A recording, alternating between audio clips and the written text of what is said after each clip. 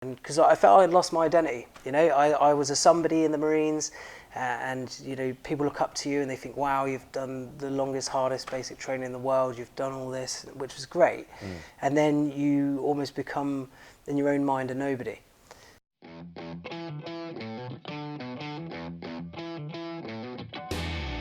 What size are you guys now? What size? Yeah, like how many are employed? We've got about 15, team of 15.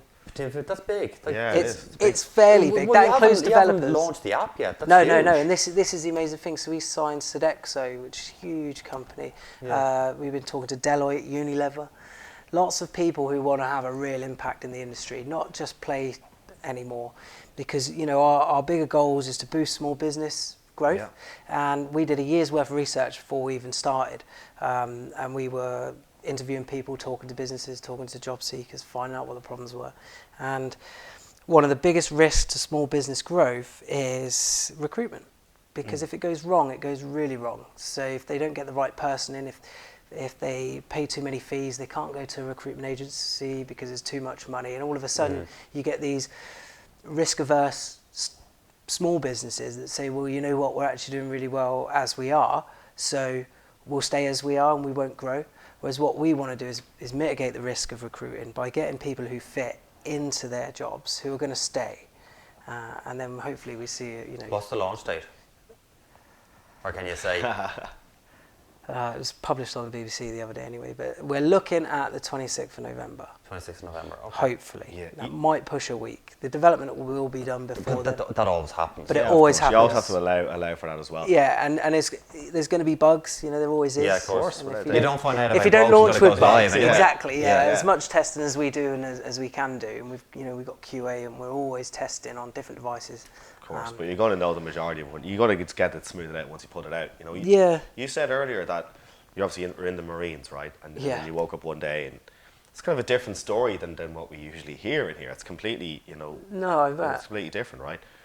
You didn't have the idea for this when you woke up and said, No. I don't want to be a Marine anymore. No. I just knew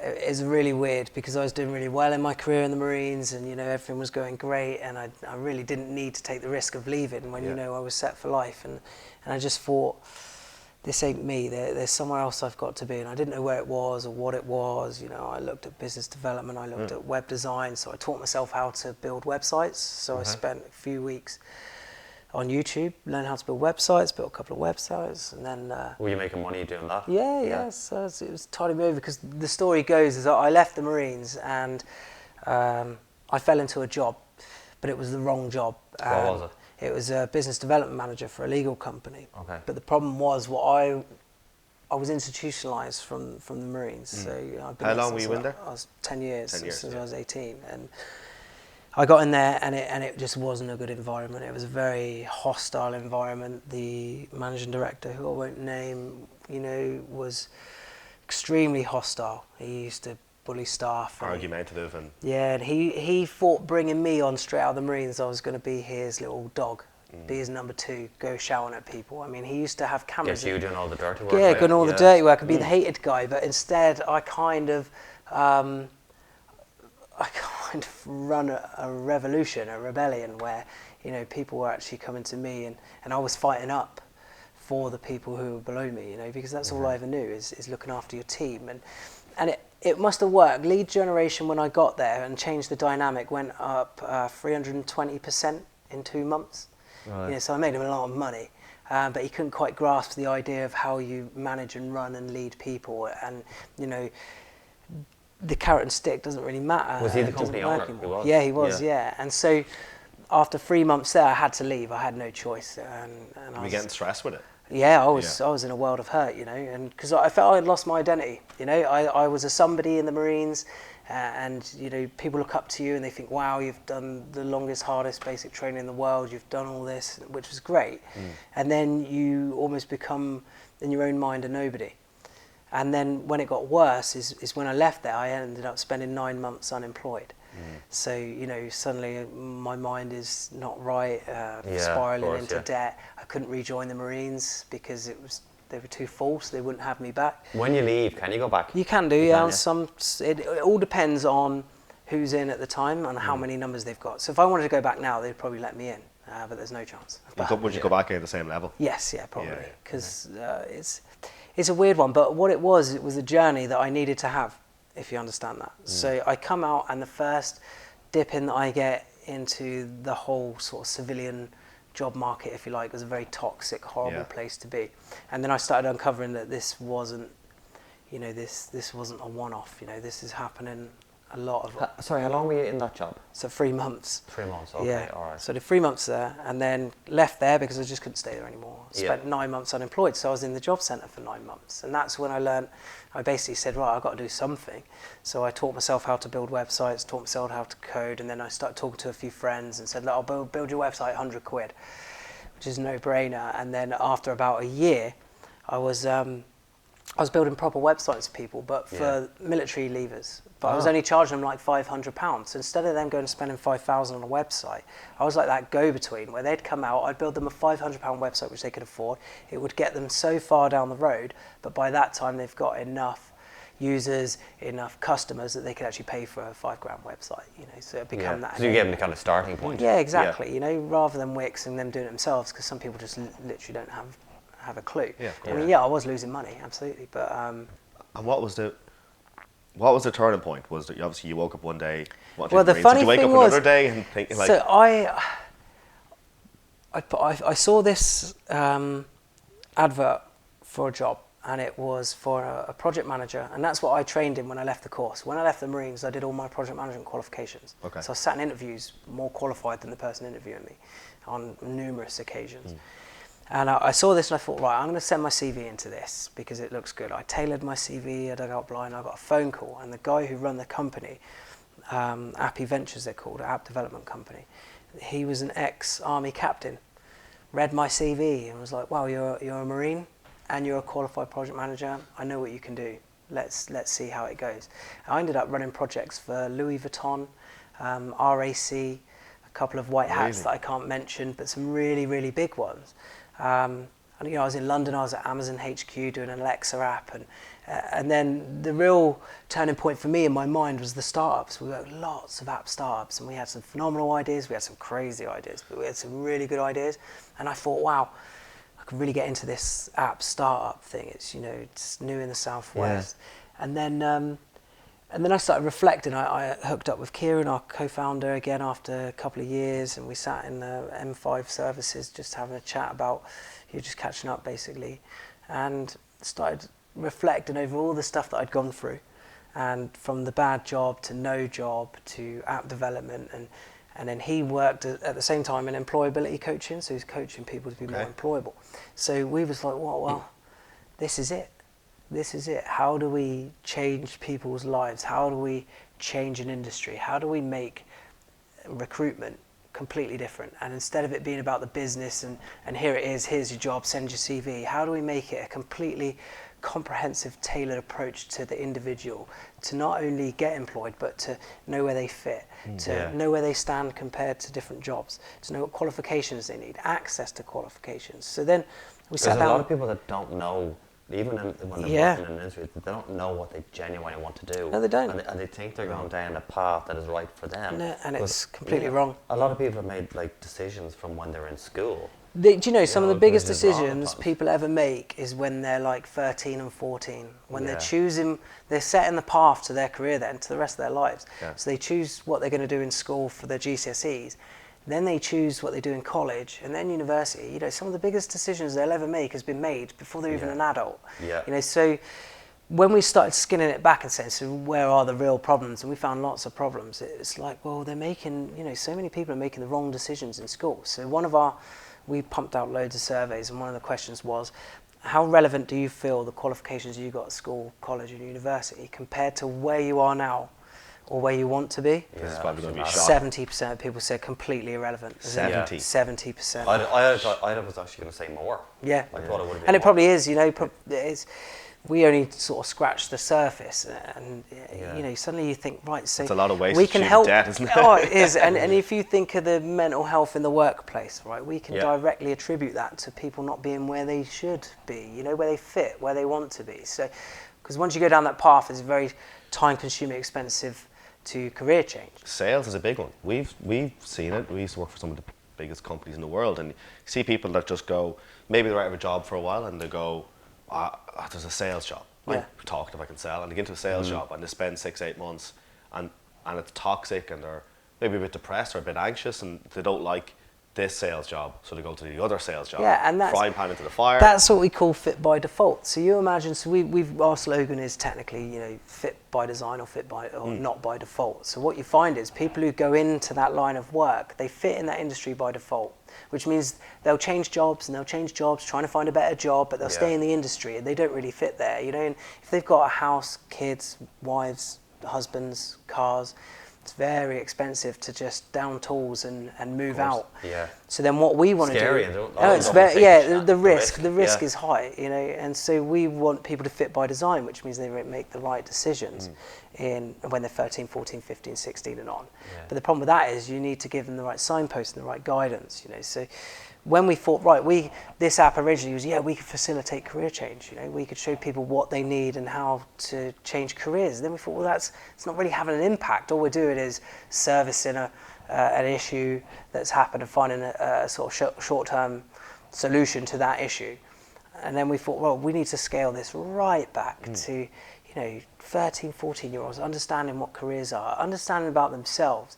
And this is where the personality profiling come in, because we are completely ethical.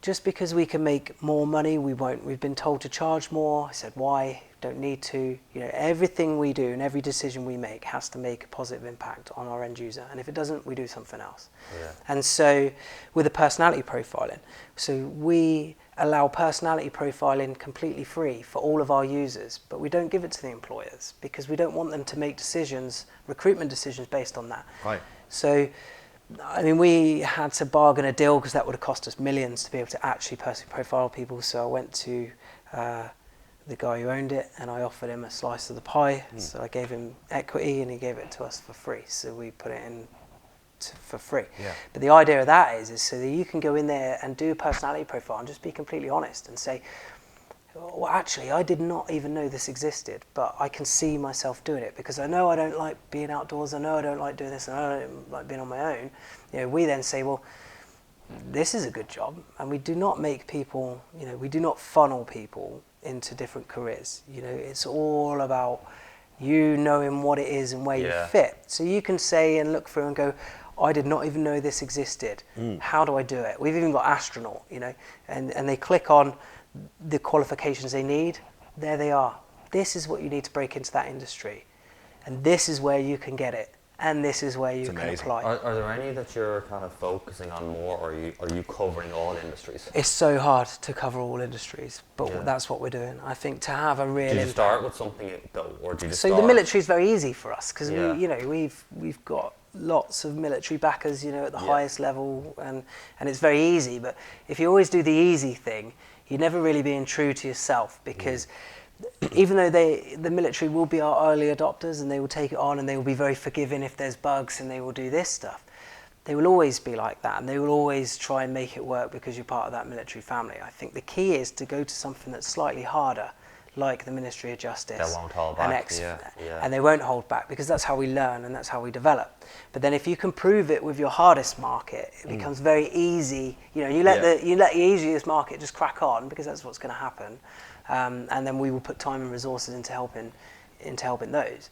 But if we can nail it with the hardest part and prove that it works, we haven't even got to prove revenue. We've just got to prove that it works. And one thing I've always kind of wondered, being in the Marines, right? What was that like when you brought what you went through in the Marines to, say, working for yourself? Because you always get the real kind of Marines, everyone always thinks up at 4 o'clock in the morning, go to bed at 10. I know probably not that early, but just you stick to a regime and when you have a target, you go after it. Yeah. And the reason I say that is because when you're in the army, it's kind of routine is bed into you. As in okay, if it's 6 o'clock in the morning, you're up, but every single morning is the same. So when it comes to work, it's real, right, you need to be in the office at a particular time, you need to do a certain amount of work, and then you finish off at a certain time, off you go and do it again.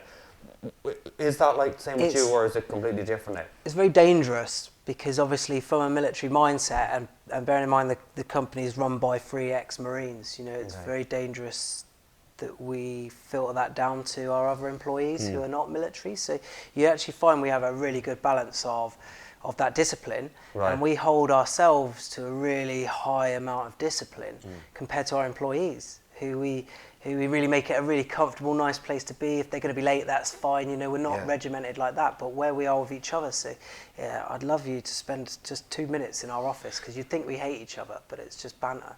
But with the military, hate each other's in between the 3 of you. Yeah, between the 3 of us. Yeah, our employees look at us like, what? But it's highly competitive, and we drive each other, and it's exactly like the military in the way that we work. You know, we identify a target, we build a plan, and we execute, and there's absolutely no excuses, and we don't care who we talk to or who we have to talk to. I emailed the Chancellor of the Exchequer directly, and the next week I was in Whitehall. You know, because to get stuff done, you've got to go to the people who get stuff done. Exactly. And it's two ways. I could go through the middle and work my way up, and in 2 years' time I still wouldn't be where I am. So we're extremely necky, if I'm honest. You need to be. And you do. And as long as what you're offering, you know, it bears relevance, you know, I think people will listen, because they appreciate the fact that, you know, well, I'm perceived as untouchable, yet you've literally just come to me, you know, and that's exactly how we run it. And people think they need to go the route and they don't. of No, they don't at all. If you, as long as you identify that what it is that you're offering this person, whoever it may be, you know, that it's going to open their eyes, prick their ears, and get interested. Yeah. Because really, if you do it once and you go with the wrong offering, you know, people get they just get the you know, and they'll blacklist you off their email. But what's interesting is we've seen it before. People at that level, because it's rare that people would cold email someone like that, right? Boom. But if they like the product, they like that they found something, because usually it's someone lower down bringing them something goes up, going. up, and then they go, and it's right, because that becomes a blocker in itself, because it's not their idea, and it's you know, they're not got in the inner gubbins of it, and it works on a couple of things, because also if you bang at someone's door long enough, they'll soon answer. And we've done that. Is that more of a never give up, or is that more of a we're highly resilient. Yeah. I mean, it's actually funny, because we've had very, very few no's, and we've had some really quite influential people that one very influential person wanted to invest, and we said no, which is the hardest decision I've ever had to make. Why did you say no? Because we're so driven not by money. Money is a byproduct of success. If you're successful, you will make money, as long as you're not completely messed up your model.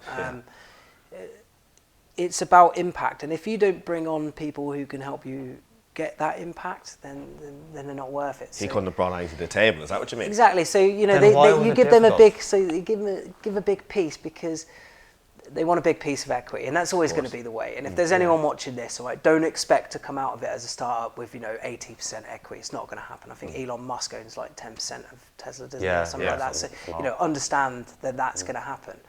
But obviously bring on the people who are going to make you worth more. So it was hard, because you sat there, and because we got funded completely on concept, no code, no MVP, just on graphic design, essentially, that we did cheap. You're staring down this check for £500,000, and you're thinking, this could change our world. But you've got to take a step back, and this is the good military marine mindset that doesn't make you jump in. You evaluate all options, and you sit back and you go, great, this solves this problem, but what happens in the board meeting when we want to take this direction, because this is where we're going to have the biggest impact? And that one person says, we can make more money here. No, we should go into this, because we'll make loads of money. You know, and all of a sudden it becomes a really toxic environment to work in, and you lose what you're about, and you end up selling your company because you're absolutely annoyed with it. So it was hard for the fact that you're turning down potentially the green light, but we knew there would be a point where someone would give us some money because of the impact we're going to have. And I think if you're completely driven by your end goal, so we've got 7 impact areas, and we've got about 5 goals for each impact area, and if you're completely driven by that, and you don't really care about much else, you know, it's there and you think about it, but it doesn't drive you, you're going to find people. And this is why our Facebook following is so engaging, because I think they speak on our level, and they see 2 normal guys who, you know, I grew up in a council estate in South London, in Croydon. I was fairly illiterate, actually, growing up. I underperformed at school and at college. You know, failed college. I didn't do university. I joined the Marines, Had an amazing career. It helped me grow. And then I've come out the other end, and now I'm doing this, and people, you know, the people we're talking to, and the awards we're winning, and the funding that we're getting, people are just like, wow, this homegrown guy who shouldn't be there, you know, is there. But we're all about challenging statistics. You know, statistically, I shouldn't be where I am now, but I say statistics because that's what we're trying to do. We're trying to inspire people to be more than what society expects them to be. We're trying to inspire people to be more than what statistics say. To look at something, understand what it is and how you get there, believe that you can do it, and then smash it, and absolutely smash it. And we're just trying to facilitate that. It's amazing what you're doing. Yeah. And even, you know, young people, it's difficult, right? But if the plug was pulled on this show and everything that we do and all that, as an adult, at 30 years of age, I wouldn't have a clue what to do. I genuinely wouldn't. No. Where'd you start again? But the thing is, there'll be so many places that you can go that you don't even think about, and it just takes that nudge for you to go, actually, everything I've done has led me to this, and I believe that. I'm not some crazy psychic person, but I believe that we are where we are now because of what we've been through before, and the only reason this idea came about, you know, because we've had challenges all the way. Firstly, an iOS app, for instance, you know, no more than five big functions in an iOS app because too many rabbit holes. So you thought, right, so how do we get around that? Because actually, by the time this is done, we're going to have, you know, lots of functions. So it's about sitting down and thinking, right, because we love challenges and we love solving problems, and that's just built in us. It's like, right, why don't we just do it this way? It looks good and it works. And as you've seen, you know, it's amazing. You're never more than probably 3 clicks from the home screen with an app that's got probably 12 main functions. The design to your app, the design's incredible. It's nice. And do you know what? It isn't about going to the biggest designer. It's not about spending lots and lots of money. We did it on a mega budget, you know. So we use good things like Upwork and the gig economy to iterate. I tell you what, why do you think we got funded on concept with no code? Yeah. You know, because we had the idea, we had the passion, we made the contacts. And then we come up with the design, and I did all the wireframing myself because of my background, which was lucky, and all the user flows. And then we went on to Upwork and said, right, okay, this is the design I want. Our logo, for instance, was done on 99 designs. Don't need to spend 10 grand on a designer, because all you need to do is find someone who gets it, who gets what you're trying to do, who understands, you know, what the impact you're trying to have, and that's how I come up with. So we come up with the name Imployable because it's I'm able. Yeah. And employ is a cunning undertaking to achieve a task. So this is a very cunning way for you to get into a new career. It's a great name. Employable with an I. And the logo was actually done on 99 designs by a designer. I think he was in Pakistan. Absolutely brilliant. And it's a man wearing a tie, but it's also an I and an M. But it's good. It's good when you know. Brilliant. Yeah. When you know what you are. Like, you guys knew what you wanted to do, what you wanted to solve. Why is the most important thing. A lot of companies out there that start up don't really know. They think they've got a good idea and they're trying to execute it, right? But they haven't figured out, because we've interviewed plenty of companies that have come on the show and then have gone through an accelerator that has taken them off on a different path. You know, so when it comes to, again, spending big money on branding and logo and all, if you know what you are and you're able to explain it to someone who is a designer, exactly. They kind of go, I know exactly what you're talking about, and they go off and design it. And that was done in 2 weeks. That's crazy. And I was just like, it's perfect. That's it. We had a company called Switch. He won't mind me saying it because I think he said it in the show. But it's an electrical bike thing, right? And he paid massive money, huge money to a design agency to design a logo for this electric bike. He said, do not come back to me with a lightning bolt or anything fucking stupid like a lightning bolt. And 4 weeks later, they emailed him a lightning bolt. And he was like, are you fucking kidding me? Because what? You know, you need to find, especially at this, so a video I watch often is Simon Sinek. So the law of diffusion of innovation. You find in your why. Find your why, And it is the most powerful thing. And before we sat down, we watched it, and I show whenever we get new starters, I show them that video. And I sit them down on bean bags and whatnot, and I'm like, right. Very startup of you. This is very startup of us, you know. And in Plymouth, it's actually revolutionary. You know, in London, it's the done thing. So, but when you sit them there, and I explain to them that it's not about making money. There's so much more than making money. It's about knowing that you've touched people's lives in a way. I mean, for instance, I started a group the other day, a military group on Facebook. So I was annoyed with the way that we have ex-veteran businesses and ex-veterans. They don't talk to each other. So I made a group up and I said, look, right, this is a group where veteran businesses can talk to veteran leavers, service leavers. If a service leaver is looking to get into a certain career, use a veteran business to go and shadow them, spend a couple of weeks with them, employ, everything. Yeah. And within 18 hours of starting that, a lad was made redundant and hired through that group. So Really? we now have nearly 2,000. It's about connecting people And in the right way. This is on Sunday. So, and we're at 2,000. The group has 2,000 already now, and it's Wednesday. So it's just about building bridges, and it's about communication. Will you come back to us in a couple of months? Definitely. Yeah. 100%. So we've got the NatWest Entrepreneur of the Year Awards coming up. Okay. Very exciting. Finalists, best luck with that. We was named EdTech Innovators 2017 and 18 in the USA. We're not even in the USA. Well, then, congratulations on doing that, however you did. And I was made CEO Magazine's Tech CEO of the Year 2018. What's going on? How big is it going to be when it launches? We haven't even launched. You definitely have to come back. Yeah. I definitely will. Will we say 6 months after you launch? 6 months, yeah. Yeah. 6 months after you launch? Yeah. Have you got a helipad on the... We'll do. Yeah, we get it. We get it. We have it. Yeah. Thanks so much for coming. No, absolutely. Appreciate it. Thanks a million. Thanks. Cheers. Brilliant. Good stuff. Oh, that's a crazy story. Yeah.